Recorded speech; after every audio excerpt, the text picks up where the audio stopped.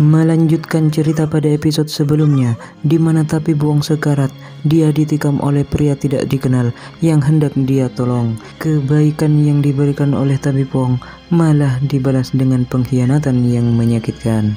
Bagi yang belum nonton pada episode ini, silahkan klik link di atas atau cek link di deskripsi pada video kali ini. Dan sebelum melanjutkan pada episode selanjutnya, yang belum subscribe, silahkan subscribe dan tekan loncengnya terlebih dahulu agar kalian tidak ketinggalan episode-episode terbaru dari Tutorial Nular 1997 ini. Dan bagi yang sudah, terima kasih.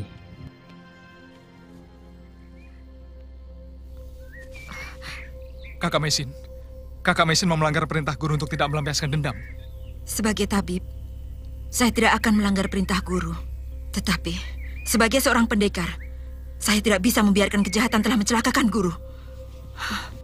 Mesin tetap tidak bisa terima melihat gurunya yang begitu dia hormati harus tewas secara mengenaskan. Apalagi alasannya dia dikhianati oleh orang yang hendak gurunya tolong itu. Guru, maafkan saya. Saya harus melakukan kewajiban sebagai seorang pendekar. Dengan mantap hati, Mesin dan juga Ratanja berangkat menunaikan niatnya itu. Kemudian singkat cerita, di sebuah pasar, Mesin dan juga Ratanja sudah menemukan orang yang mereka cari. Kemudian tanpa basa-basi, Mesin pun langsung menyerang kedua begal itu.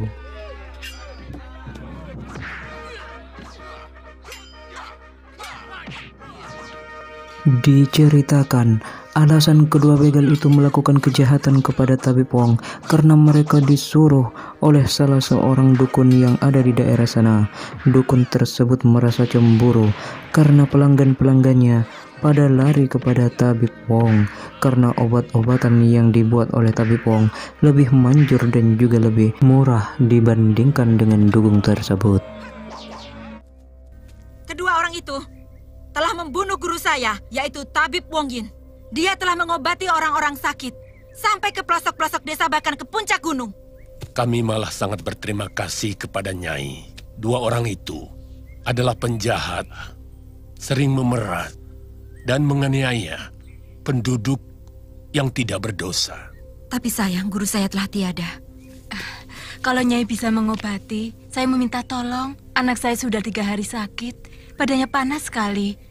Kata orang kena sawan. Baik, Nyai. Tanja, itu adalah tugasmu. Tidak pantas seorang tabib membawa pedang berlumuran darah. Kesannya kurang baik. Nyai, adik saya ini akan mengobati anak Nyai. Sebab saya baru saja bertarung. Saya takut kalau kesialan itu mengikuti saya. Biar saya mengobati Nyai. Iya, Den. Terima kasih. Aden mau mengobati anak saya. Kemudian scene pun berganti. Tidak jauh dari tempat Mesin tadi terlihat pasukan Majapahit. Mereka dipimpin oleh Dia Halayuda.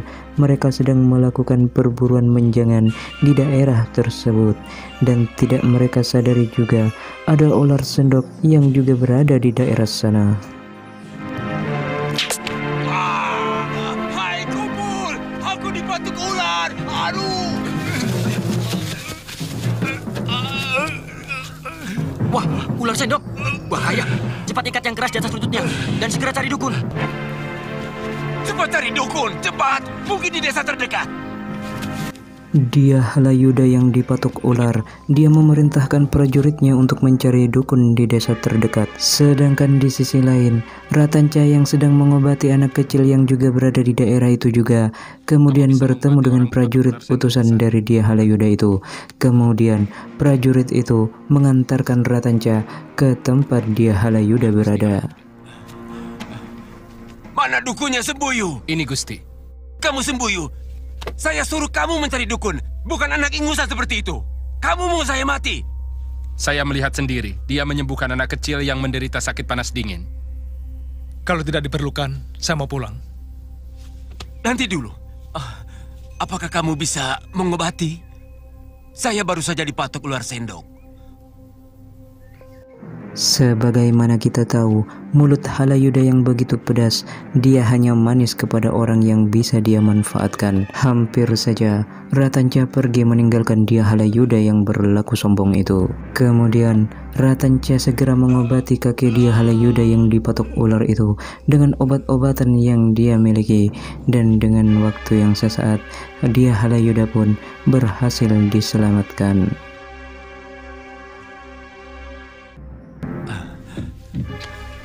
Mau diapakan anak yang telah menyelamatkan nyawaku? Saya kira anak ini telah mencelakakan Gusti. Itu kain pengikat darah tadi dibuka. Gusti tiba-tiba terkulai. Obat yang saya taburkan tadi mungkin terlalu keras, sehingga mengejutkan kerja jantung majikan Tuan. Terima kasih anak muda. Siapa namamu? Ratanca. Kamu telah menyelamatkan seorang pembesar Majapahit. Aku berhutang budi kepadamu. Tapi Tuan masih harus minum obat selama 3 hari, supaya darah Tuan benar-benar bersih dari pengaruh bisa ular itu. Bagaimana kalau kamu ikut aku ke Majapahit? Aku bisa memberimu pekerjaan. Kamu bisa menjadi tabib pribadiku.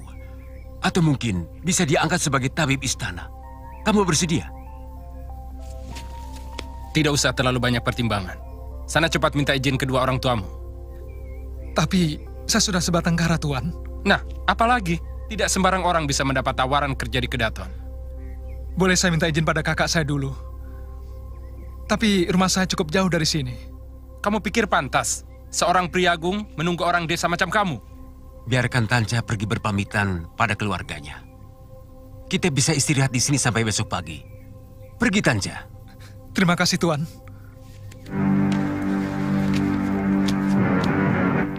Benar-benar luar biasa. Sangat jarang dukun maupun tabib yang mampu mengobati patukan luar sendok. Dia Halayuda sangat tertarik atas kemampuan tabib Ratanca. Kemudian Ratanca pun meminta izin kepada Mesin. Dengan berat hati, Mesin pun mengizinkan Ratanca. Itu semua demi masa depan Ratanca yang mungkin akan lebih cerah jika ada di kota raja. Tapi di sana saya tidak punya teman, Kakak Mai. Kawanmu itu adalah kebaikanmu sendiri. Kalau kau selalu berbuat baik kepada semua orang, maka kawanmu akan banyak. Tetapi kalau sebaliknya kau jahat, maka musuhmulah yang jumlahnya justru banyak. Sebenarnya saya kangen kepadamu, Kakang Kamandanu. Saya dengar Kakang sudah enak di sana. Tapi saya takut mengganggu kebahagiaanmu dengan Sakawuni. Saya tahu Lengan Seribu juga sangat mencintaimu. Saya ikhlas untuk kebahagiaan kalian berdua. Mesin sebenarnya diajak oleh Ratanca untuk pergi bersamanya ke Majapahit, namun ditolak oleh Mesin dengan alasan tidak ada lagi tabib di daerah itu, dan siapa lagi yang akan mengobati orang-orang di daerah sana yang mayoritas kurang mampu. Kakak Mai punya kenalan di Majapahit? Kan tadi kakak sudah bilang, kau akan punya banyak kenalan kalau kau selalu berbuat baik. Tapi kalau kau mendapat kesulitan, kau boleh mencari orang yang bernama Arya Kamandanu di sana. Mungkin dia sudah menjadi orang penting. Kakak Mai kenal dia? Dia pasti kenal saya. Dan keesokan harinya, Ratanca benar-benar berangkat ke Majapahit. Kemudian scene pun berganti. Terlihat Arya Kamandanu yang membawa Panji Ketawang ke kutar Raja Majapahit. Mereka kini sudah tiba di Majapahit. Panji Ketawang sangat senang karena dia melihat keramaian orang yang selama ini tidak pernah dia jumpai. Rumah paman juga bagus dan besar. Lebih bagus dari rumah kakek di Kurawan. Kalau rumahnya Gusti Prabu, sebesar apa, Paman? Rumahnya Gusti Prabu, namanya Kedaton, karena Gusti Prabu adalah seorang raja. Maka rumahnya pun, rajanya rumah. Kapan-kapan Panji, Paman ajak ke sana. Jangan suka terkagum-kagum, Panji. Tapi, rumah yang ada di Majapahit ini memang mengagumkan kok, Bi. Anggap saja semua itu biasa-biasa saja. Sebab yang mengagumkan hari ini, besok sudah menjadi yang biasa juga. Perkataan Sakauni benar-benar masuk akal, bahkan relevan pada saat zaman sekarang ini. Lalu scene pun berganti. Terlihat Prabu Wijaya dan juga Patih Nambi sedang membicarakan masalah Halayuda. Mungkin dia salah menafsirkan tentang sabdaku. Penghukuman kepada kerabat Gajah Biru yang katanya mau membunuhnya itu sebagai hak mutlak tanpa memberitahu saya. Ada orang dalam kepatihan yang melihat Kamandanu dan Sakauni kemarin sore sudah pulang. Mungkin hari ini dia Halayuda juga datang. Kalau begitu, suruh mereka untuk menghadap saya di Balai Pasamuan, termasuk Kamandanu dan Sakauni. Baik, Gusti. Kemudian scene pun berganti. Terlihat dia Halayuda sudah berada di rumahnya. Kelihatannya sangat penting, Kakang. Beberapa kali, utusan Gusti Prabu menanyakan Kakang. Ini semua pasti ulah Patih Nambi. Agak ke atas sedikit. Baik, Gusti. Gusti Prabu sudah menyerahkan segala sesuatunya kepada saya. Kenapa sekarang saya harus melapor? Yang saya cemaskan, kalau Kamandanu dan Sakawuni menceritakan bahwa kita sudah membantai wanita dan anak-anak. Saya dengar dari Kamandanu, kamu melakukan hal yang tercela, Tumenggung. Maaf, hamba kurang mengerti Gusti Prabu. Katakan, Kamandanu.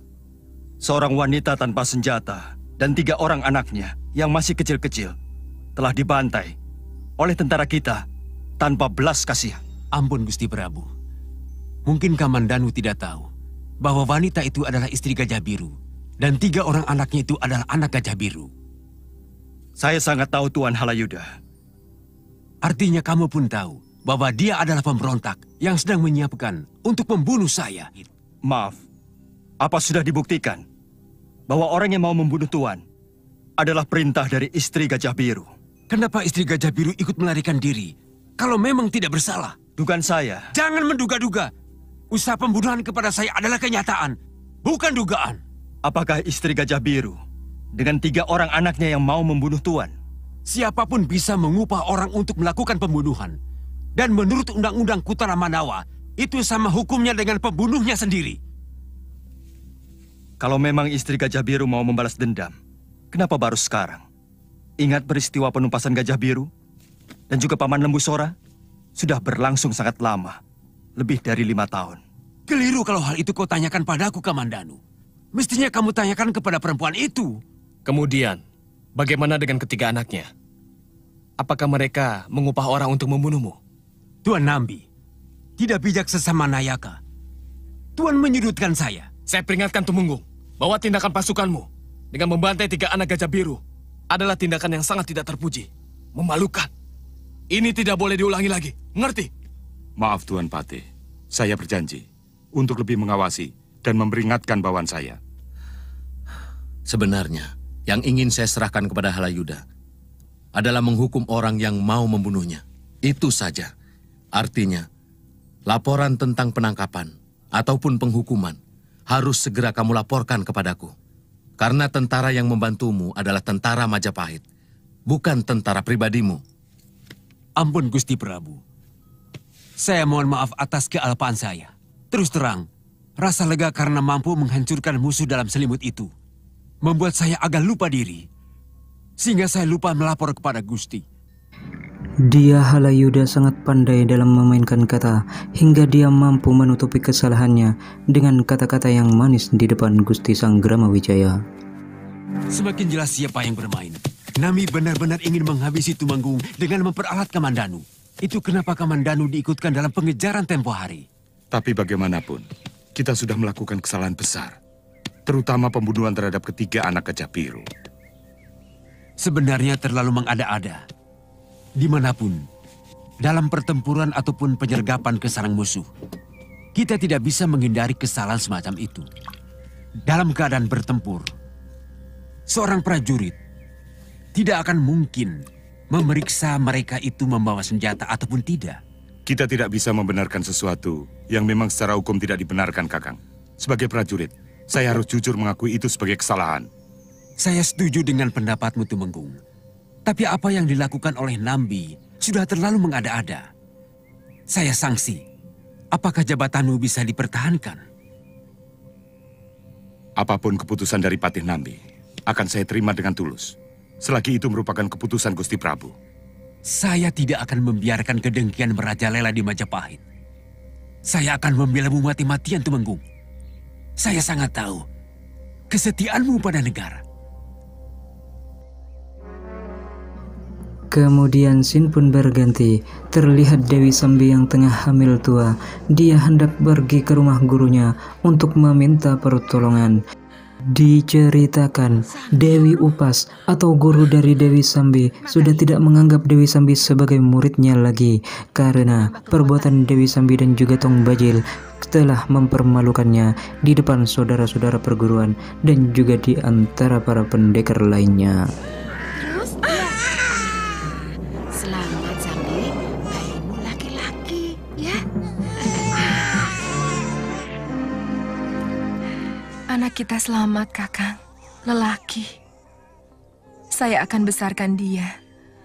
Dan saya akan didik dia supaya bisa membalaskan dendam kita kepada Kamandanu. Kamu boleh segera pergi dari rumahku. Begitu tenagamu sudah pulih kembali, Sambi.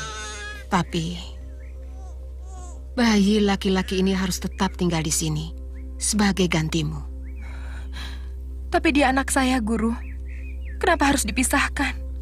Kamu telah mengecewakan aku. Mempermalukan aku. Jadi Tong Bajil. Perampok murahan yang berwatak rendah. Kamu tahu akibat tindakanmu? Semua saudara seperguruanku telah mengucilkan aku. Bahkan pada saat pertemuan tahunan, aku sempat diusir dari Padepokan Nagini. Maafkan saya, Guru. Siapapun boleh mencerca Kakang Tong Bajil. Tapi kepada saya dia sangat setia dan penuh perhatian. Apapun alasanmu, keputusanku tidak berubah. Aku yang akan memelihara dan mendidik anak ini. Aku tidak rela kalau anak yang masih bersih ini akan kamu tanami dengan dendam dan nafsu membunuh. Ternyata Dewi Sambi tidak benar-benar memegang sumpahnya kepada Arya Kamandanu. Bahkan ia merencanakan dendam yang akan dia turunkan kepada anaknya. Lalu, guru Dewi Sambi melarang hal tersebut. Dewi Sambi pun diusir setelah tenaganya kembali lagi.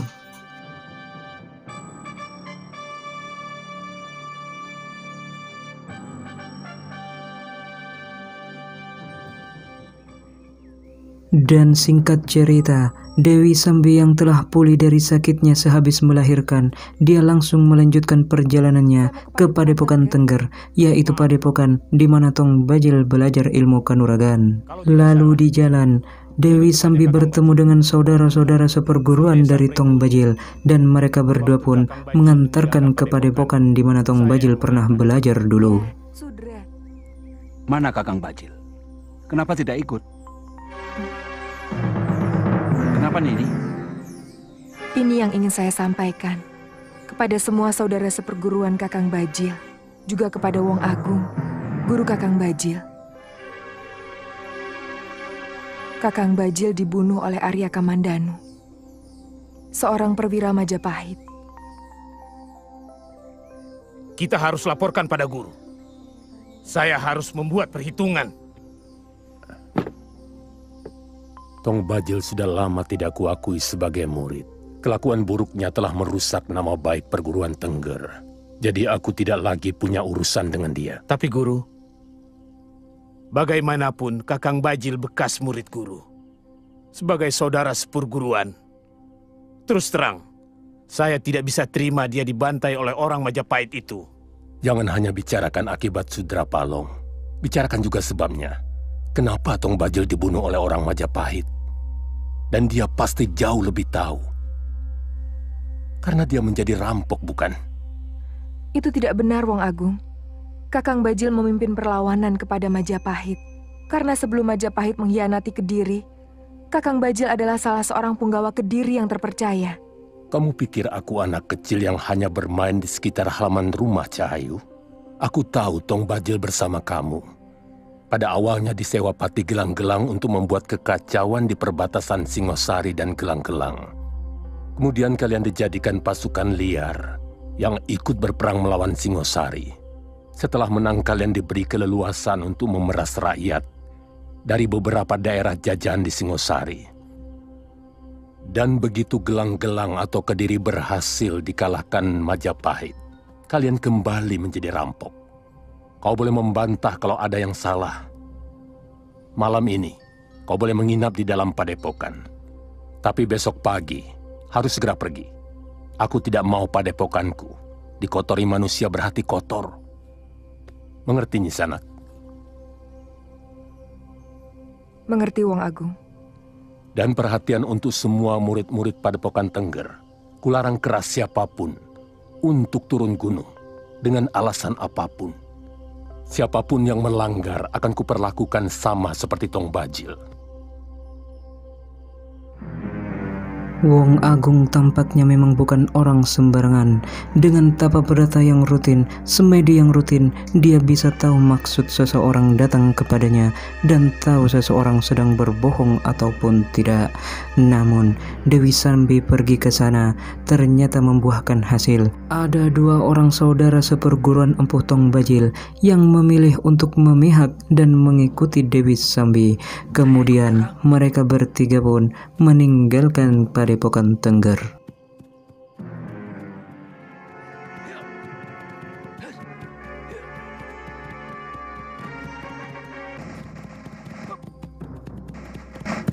Sebaiknya kita jangan datang bergerombol seperti ini, Sudra Palong. Paling tidak aku harus selalu sendirian. Karena sampai saat ini, aku masih dinyatakan sebagai penjahat. Dan terus-menerus mereka awasi. Aku takut kalian bisa ikut dicurigai. Padahal kita masih memerlukan gerak yang leluasa. Bagaimana tempo hari ini bisa menyelamatkan diri, sementara Kakang Tong Bajil tewas? Setelah Kakang Tong Bajil tewas, aku sudah tidak bernafsu lagi untuk mengadakan perlawanan. Di samping karena kandunganku sudah besar. Kubiarkan mereka mengepungku. Dan aku menyerah, tapi istri Kamandanu mengampuniku. Mungkin sebagai sesama wanita, dia kasihan melihat keadaanku. Aku dibebaskan. Tapi dengan ancaman, kalau aku masih melakukan perlawanan dan membuat kisruh, mereka akan menangkapku dan menghukum mati. Sekarang keputusannya bagaimana? Apa kita mau menginap di desa ini? Terserah kalian. Kalau tidak salah, desa ini bernama Hanyiru. Aku yakin mereka tidak akan mengenali aku. Tapi biar bagaimanapun, kita harus tetap terpisah. Besok pagi, aku menunggu kalian di pasar desa. Kita lihat, apakah desa ini memungkinkan kita gunakan untuk menyusun kekuatan. Apakah tidak terlalu jauh dari kota Rajen ini? Memang, tapi sebaiknya untuk langkah awal kita jangan terlalu mencolok. Sekarang, sebaiknya kalian masuk dulu. Begitu gelap, aku akan menyusul.